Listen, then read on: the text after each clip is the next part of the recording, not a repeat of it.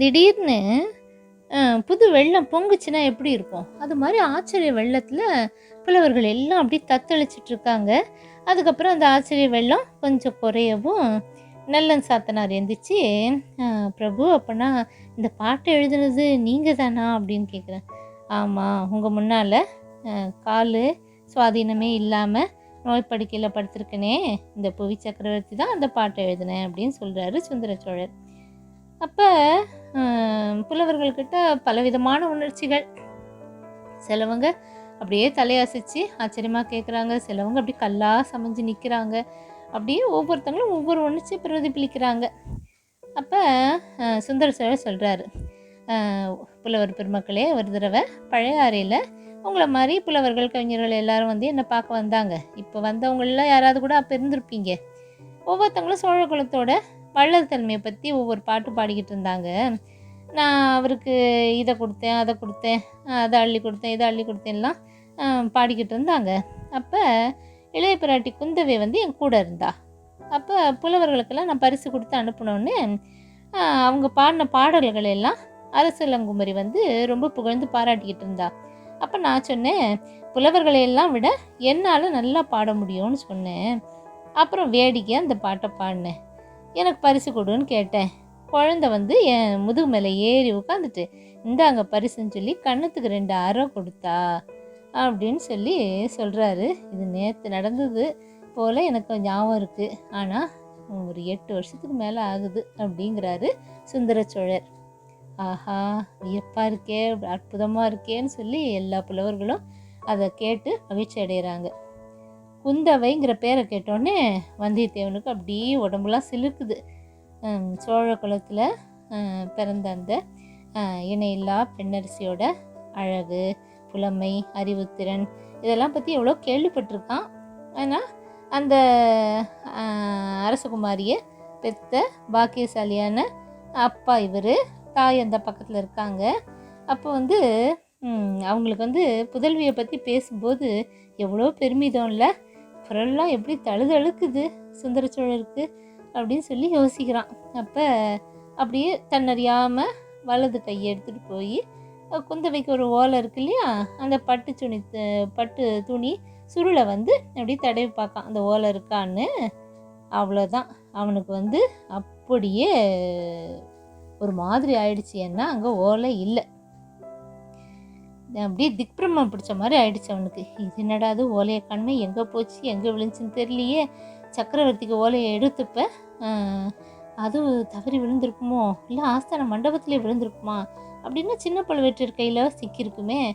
ஐயோ, அதனால ஏதாவது பிரச்சனை வந்துருமா, என்னடா இப்படி தப்பு பண்ணிட்டமேடா, என்ன பண்ணி சமாளிக்கனே தெரியலையே அப்படின்னு சொல்லிட்டு அவனுக்கு ஒரே குழப்பம்.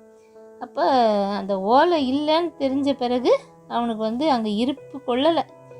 என்ன பண்ணன்றது தான் இருக்குது. அவங்க பேசுனது எதுவுமே அவனுக்கு மூளையில் பதியலை. அப்போ அந்த சுந்தர சோழர் மட்டும் சொல்கிறாரு, நான் விளையாட்டாக செஞ்ச பாடலை வந்து குந்தவை வந்து யார்கிட்டயாவது சொல்லியிருப்பா. ஒருவேளை இந்த பழையாறை திருமேற்றளி ஆலயத்தில் ஈசானப்பட்டர் இருக்கார் இல்லையா, அவர்கிட்ட யார்கிட்டயா சொல்லியிருக்கலாம். அவர் இந்த பாட்டை எல்லாருக்கும் சொல்லி நாடு முழுசும் பரப்பி என்ன உலகமெல்லாம் பரிகசிக்கிற மாதிரி வழி வச்சிட்டாரு அப்படின்னு சொல்கிறாரு. ஐயோ பிரபு, நீங்களே பாடியிருந்தா என்ன, பாடல் வந்து அற்புதமான பாடல், அதில் சந்தேகமே கிடையாது. நீங்கள் வந்து புவி சக்கரவர்த்தி மட்டும் கிடையாது, கவி சக்கரவர்த்தியும் இப்போ ஆயிட்டீங்க அப்படின்னு சொல்கிறாரு நல்லன் சாத்தனார். அப்போ சுந்தர சோழர் சொல்கிறாரு, இருந்தாலும் இப்போ நான் அந்த பாடலை பாடினேன்னு வச்சுக்கோங்களேன், இன்னொரு கொடையும் சேர்த்துருப்பேன். இந்திரனுக்கு யானை, சூரியனுக்கு குதிரை, சிவனாருக்கு பல்லக்கெல்லாம் கொடுத்தேன் இல்லையா, அதோடு நிறுத்தியிருக்க மாட்டேன். மார்க்கண்டேயனை காப்பாற்றும் போது அப்போ அவர் வந்து சிவபெருமான் வந்து மரளியை, அதாவது யமனை வந்து உதைச்சார் இல்லையா, அந்த உதைக்கி யமன் தப்பிச்சுக்கிட்டான். ஆனால் அவனோட எருமை கடா வந்து சிவபெருமானோட கோபத்தை தாங்காமல் அங்கேயே விழுந்து செத்துருச்சு. வாகனம் இல்லாமல் யமன் வந்து திண்டாடிக்கிட்டு இருந்தான். அதனால நான் பழையாறையிலேருந்து எருமைக்கடா ஒன்று அனுப்புனேன் இப்போ அப்படின்னு ஒன்று சேர்த்துருப்பேன்.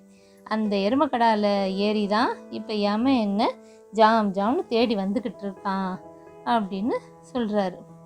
அப்போ அப்படி சொன்ன உடனே பக்கத்தில் இருந்த அந்த உடைய பிராட்டி வானவன்மாதேவிக்கு அப்படியே கண்ணிலேருந்து தண்ணியாக பொங்குச்சு. அங்கே இருந்த புலவர்கள்லாம் நிறையா பேர் விம்மி விம்மி அழ ஆரம்பிச்சிட்டாங்க.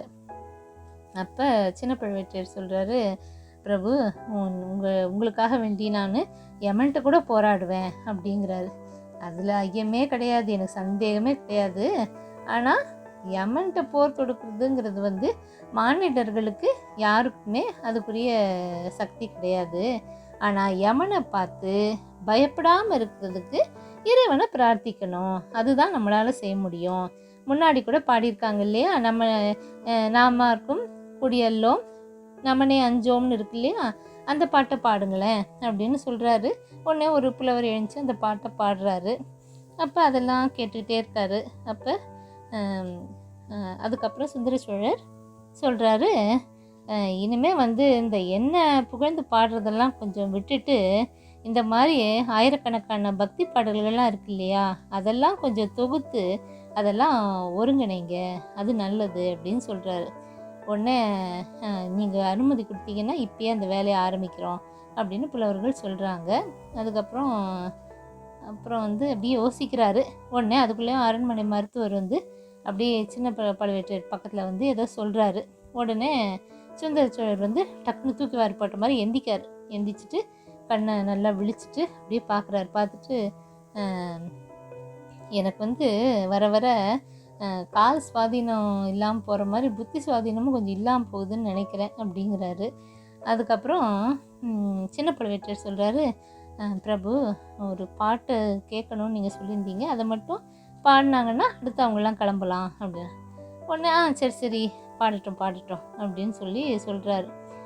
சின்ன பழுவேட்டரையர் நல்லன் சாத்தனாருக்கு ஏதோ சிக்னல் பண்ணுறாரு.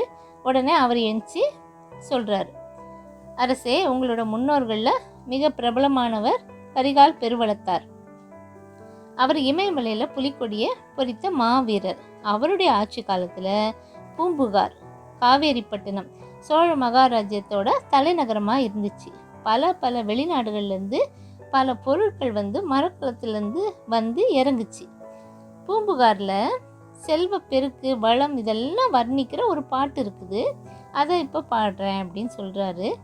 அப்போ வடமலை பிறந்த மணியும் பொன்னும் குடமலை பிறந்த வாரமும் அகிலும் தென்கடல் முத்தும் குணக்கடல் துகிரும் கங்கை வாரியும் காவிரி பயனும் ஈழத்து உணவும் காழக தாக்கமும் அப்படின்னு பாட்டு ஓடிக்கிட்டு இருக்கு. அப்போ இந்த இடம் வந்தோடனே சுந்தர சோழர் கையில் ஏதோ அப்படி போதும் அப்படின்ற மாதிரி நிறுத்துறாரு. அப்புறம் சொல்கிறாரு, தளபதி, கரிகால் வளவர் காலத்தில் ஏழை நாட்டிலேருந்து தமிழகத்துக்கு உணவுப் பொருள் வந்துச்சு, அதை தானே இப்போ நீங்கள் சொல்லணும்னு நினச்சிங்க. இப்போ இந்த புலவர்கள்லாம் போக சொல்லாமா, அதுக்கு தானே இவங்களெல்லாம் கூப்பிட்டு வந்தீங்க அப்படிங்கிறாரு. ஆமாம் அரசே அப்படிங்கிறாரு. அப்போ அவர் குரல் ஈனஸ்வரத்தில் இருக்குது. ஒன்று சரி தெரிஞ்சுக்கிட்டேன், இவங்களுக்கெல்லாம் பரிசு கொடுத்து அனுப்பிவிடலாம் அப்படின்றாரு. அப்போ புலவர்களே இப்போ நீங்கள் போயிட்டு வாங்க அப்படிங்கிறாரு கோட்டை தளபதி. இப்போ புலவர்கள்லாம் வாழி அப்படின்னு மன்னருக்கு வாழ்த்து சொல்லிட்டு கிளம்பிடுறாங்க. அப்போ குந்தவை தேவிக்கு கொண்டு வந்த ஓலை இல்லை, அதனால் ஒரே கலக்கமாயிடுச்சு வல்லவரையனுக்கு. அப்போ இந்த புலவர்களுடனே நம்மளும் நழுவி போயிடணும் அப்படின்னு நினச்சி கூட்டத்துக்கு நடுவே போகிறான். ஆனால் அப்படியே அவன் நினச்சது நிறைவேறலை. வாசப்படியை நெருங்கினப்ப ஒரு நல்ல இரும்பு கை அவனோட மணிக்கட்டை இறுக பிடிச்சிச்சு. வந்தியத்தேவன் நல்ல பலசாலி தான், ஆனால் இந்த புடி இருக்கு பாருங்க, அதோட வேகம் அவன் உச்சந்தலையிலேருந்து உள்ளங்கால் வரைக்கும் ஒரு குலுக்கிடுச்சு. அவனை செயலை இழந்து நிற்க வச்சிருச்சு. அப்படி பிடிச்ச இரும்புக்காரன் யாருது? சின்ன பழுவேட்டரையரோடது. அதை அவன் நிமிர்ந்து பார்த்து தெரிஞ்சுக்கிட்டான்.